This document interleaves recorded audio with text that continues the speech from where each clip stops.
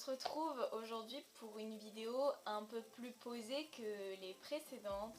Et aujourd'hui, on va parler d'un truc plus personnel. Donc en fait, je vais vous parler de mon parcours scolaire, donc ce que j'ai fait, même si c'est quelque chose d'assez simple. De mes projets, donc les études dans lesquelles je vais me lancer là à la rentrée et pour les prochaines années. Et également je vais vous parler de quelques astuces pour réussir votre cursus scolaire obligatoire. Donc j'entends collège, lycée et tout ça. Donc c'est parti. Tout d'abord, moi, qu'est-ce que j'ai fait? J'ai fait un cursus tout à fait normal, donc j'ai fait une maternelle normale. J'étais assez douée, j'entends par là que je savais bien correctement lire avant d'entrer en CP. Donc les professeurs m'ont proposé de sauter le CP. Donc j'ai fait une primaire totalement normale, un collège normal, j'ai eu mon brevet. Et donc je suis rentrée au lycée. J'ai fait une première S et une terminale S. Donc j'ai eu mon bac avec mention. Donc je suis super contente, ça c'est fini, c'est derrière moi. Pour ceux qui ne le savent pas, là je rentre donc à la fac. Donc j'ai eu 18 ans en juin dernier et je vais entamer la première année commune aux études de la santé, donc la très redoutée PACES, donc surtout à Bordeaux. En fait on est 3000 à la tenter et il n'y a que 300 pris, donc en gros j'ai une chance sur 10 d'être prise. Et c'est une année dans laquelle on n'a pas de vacances, on a juste 2 semaines à Noël, mais sinon on fait 9 mois sans arrêt. Et c'est une année très très difficile dans laquelle il faut consacrer tout son temps à son travail. Donc on a une demi-journée de cours et le reste de la journée il faut apprendre par cœur ce qu'on a fait le reste de la demi-journée. C'est une épreuve qui se déroule en deux QCM, donc un à la fin de chaque semestre. Et du coup, vous vous doutez bien que pour mes vidéos, ça va poser un petit problème. Mais j'ai tout prévu. Enfin, tout prévu. Je vais pré-filmer et pré-monter des vidéos. Je pense que vous en aurez au moins jusqu'à décembre. Donc il y aura peut-être un trou de 3 mois. Je sais pas encore, je vous tiendrai au courant en vous postant une petite vidéo ou un petit message dans la discussion de ma chaîne. C'est là où j'écris quand est-ce que les vidéos sortent, je sais même pas si les gens le lisent, mais c'est pas grave. Les études durent de 9 à 11 ans, c'est beaucoup. Je fais déjà ça pour voir si ça me plaît ou si je me réoriente, si j'y arrive aussi. Et donc c'est surtout la première année qui est difficile parce que après de la deuxième à la sixième année, c'est comme les autres années, il suffit d'avoir plus de la moyenne pour être pris, c'est un examen, pas un concours. Et donc là je pourrais recommencer mes vidéos. Ça dure de septembre à fin avril.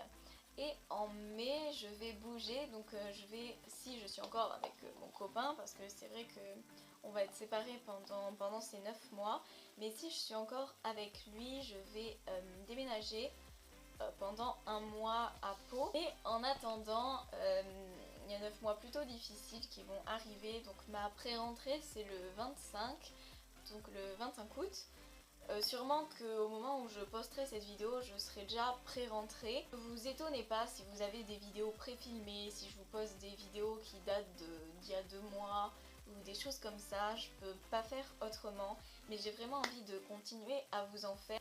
Et c'est aussi pour ça que je peux pas faire de série Back to School, parce que j'ai franchement rien à présenter. À la fac, on s'habille un peu comme on veut, on bosse qu'une demi-journée dans celle où je vais, donc au pire on s'en fiche un peu. En agenda, on n'aura pas franchement de devoirs. Il faudra être très autonome et apprendre soi-même. Donc le seul truc à la limite back to school que je peux vous présenter, c'est mon agenda en fait qui vient de chez Emma, qui se présente comme ça. Donc il y a des ananas et des fleurs hawaïennes. Donc il y a un petit truc pour marquer les jours. Et tout simplement, il est comme ça. Donc il y a chaque jour. Donc il n'y a pas besoin de beaucoup de place à la fac ou à l'université. Franchement, minimum pour écrire ce qu'il faut faire et à quoi penser.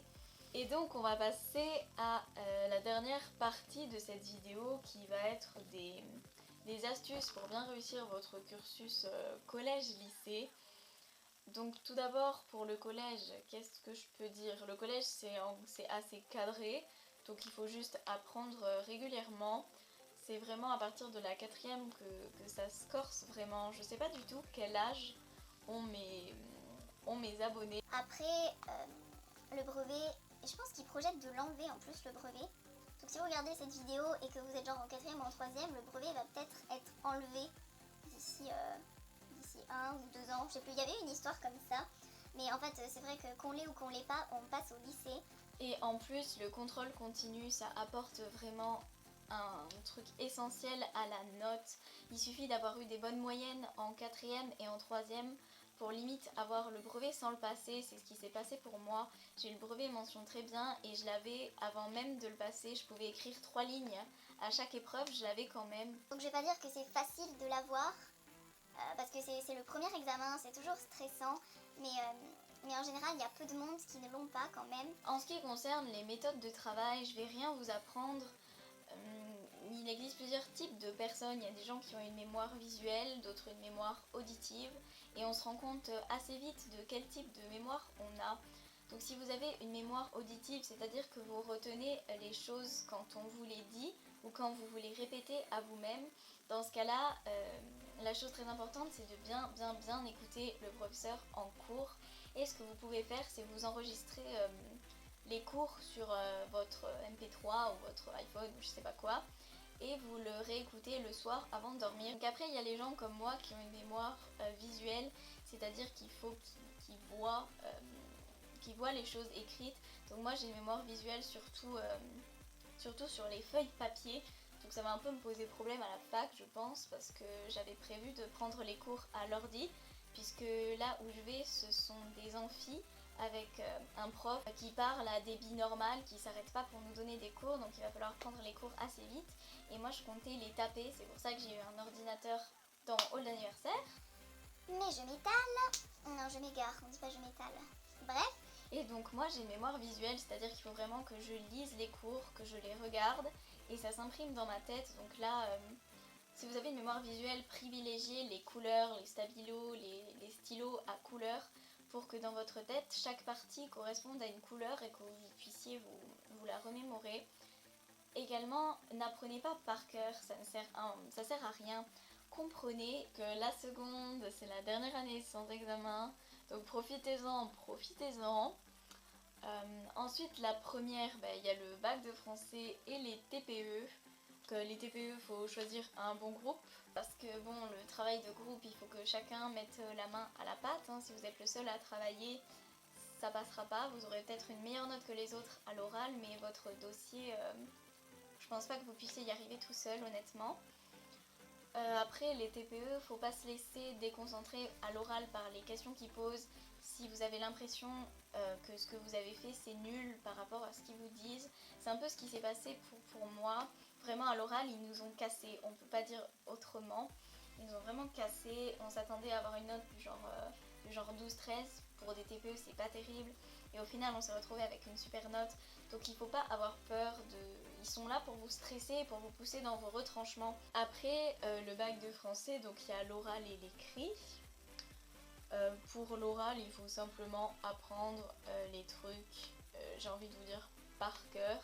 Et pour l'écrit, tout le monde dit que c'est un peu aléatoire et c'est un peu vrai, ça dépend vraiment du sujet. Et ils sont assez gentils à la correction, j'ai eu des meilleures notes au bac que dans toute l'année. Et enfin, donc la terminale, l'année du bac.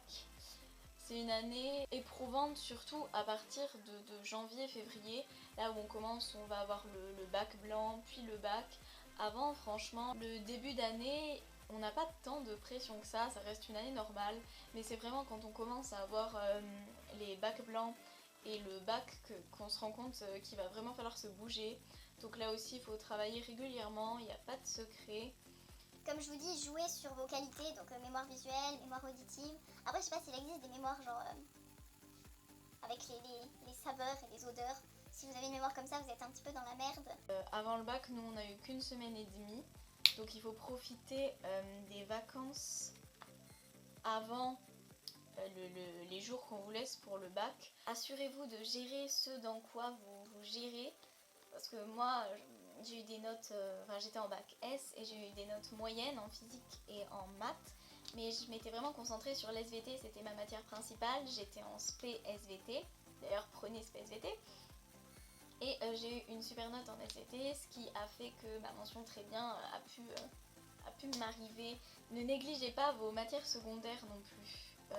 On voit ceux qui ont eu des très bonnes mentions en S, c'est également qu'ils ont assuré en anglais, en espagnol et en philo. La philo c'est quand même COEF 3, il faut pas le négliger. Aussi, donc une question qui revient souvent sur les forums ou quoi, c'est est-ce qu'il faut faire des fiches? Alors honnêtement, c'est comme vous le sentez.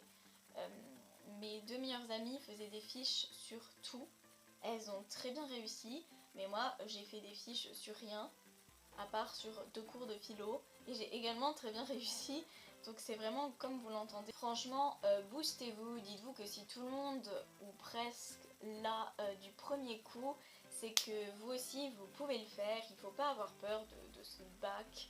Voilà, cette vidéo est terminée. J'espère qu'elle n'est pas trop longue parce que j'ai abordé quand même 3 points différents. Et j'espère qu'elle vous aura plu, qu'elle vous aidera. Merci encore d'avoir regardé cette vidéo jusqu'au bout. Si tu as trouvé mes conseils utiles ou que tu as bien aimé la vidéo, tu peux mettre un petit pouce bleu.